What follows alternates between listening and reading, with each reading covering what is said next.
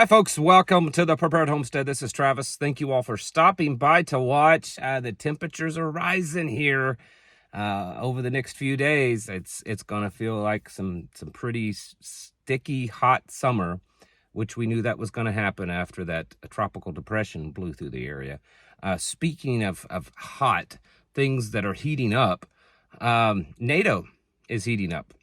I said yesterday that this summit that NATO is having in the United States, that I believed that it was actually a closed door kind of backroom deal summit to figure out how to get a war started with Russia.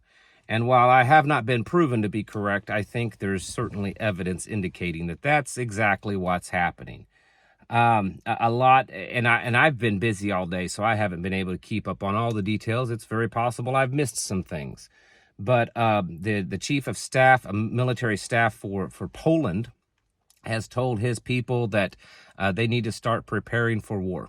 World War III is what he said.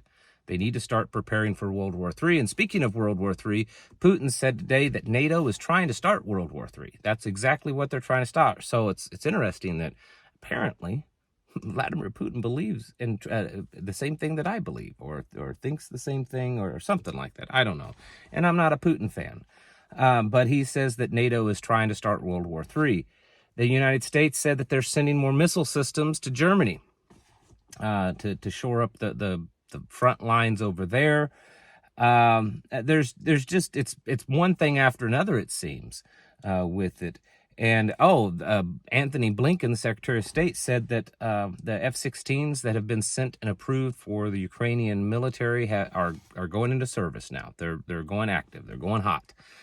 So there's a lot of stuff happening when it comes to the war with Russia and Ukraine.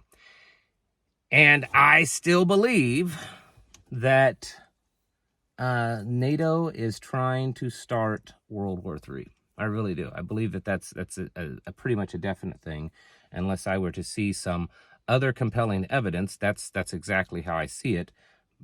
I could be wrong, but I think I'm pretty correct on this. They need this. NATO needs this. The West needs this. The West, everything. If you look, I mean, as bad as you think that the economy here is in the United States, it's worse in most of the Western countries. Everything's fallen apart. The United Kingdom, it's fallen apart. Their prime minister, their new prime minister, said that they give today or yesterday, maybe it was, he said that they give Ukraine full permission to use anything they've given them to attack inside of Russia. So that's just another escalation. But if you look at all these European nations, they're falling apart. I mean, economically, they're falling apart because of all their open border immigration.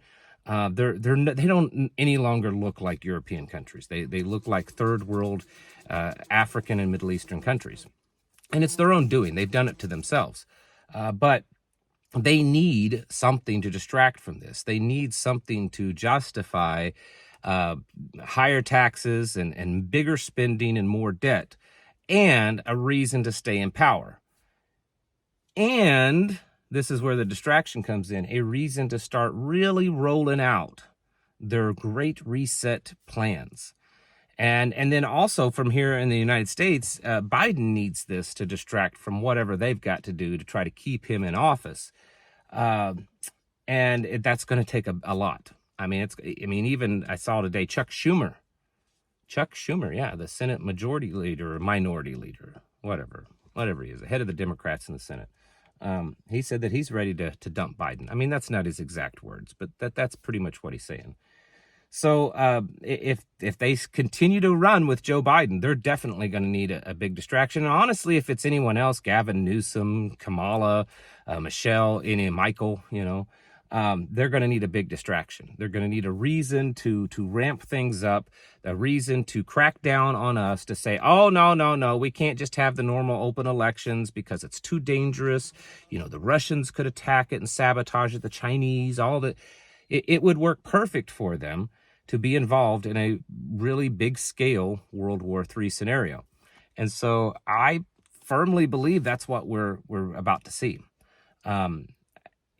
I'm not saying it's days or even or hours away or anything, but I think at the very least, I think it's probably, 6 to 8 weeks. is what we're probably looking at a timeline before things really start, ramping up. And that's certainly enough time, even after that, say September, that's 2 months away from the election. That's enough time to change things before the election, or even suspend it altogether. A lot of people still believe that they're going to suspend it altogether. And if we were involved in a big World War III and there was this fear and hype that we were going to get attacked or that we had gotten attacked, that would be all the food and ammo and everything else, the fuel that they needed to say, oh no, we're under a national emergency. We've got to suspend the elections.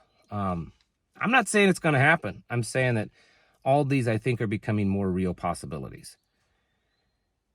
And that's the reason why I get on here all the time. Stuff like this is the reason why I get on here so often and really push you people to the point that I understand there's an annoyance there to get ready. Because I think that if this does happen in any kind of way that I've spoken of, it's going to be more devastating. It's going to be more big deal, more anything than we've probably ever seen. And we have to get ready for that. It's going to be nasty, folks. You need to have your food supplies, your comms, your medical, your water, your everything, where you're going to be at when this happens. It all needs to be laid out. Because when this starts crumbling, and we've all been waiting for this to really, there's been chunks, bigger and bigger chunks falling off.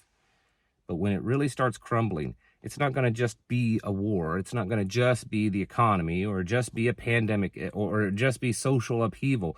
It's going to be all that and more. America is filled with weak, hyper-dependent people. That you can say that's harsh, rude, mean, offensive. I don't care. It's true. America is filled with weak, hyper-dependent people.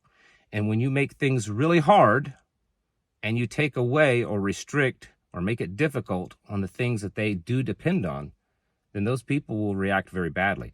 You don't have to make it a stretch of the imagination to think of a lot of these people turning to becoming almost animals or worse than animals, behaving like some third world nation, because it's already happening on the city streets of many of the big cities in this country. It's already happening all over the place. And you make things even substantially worse. Supply chains, cell phones, freedoms and all this kind of stuff. And then you hold back and watch. Set back and watch. And it's gonna be crazy. So we gotta get ready for this. I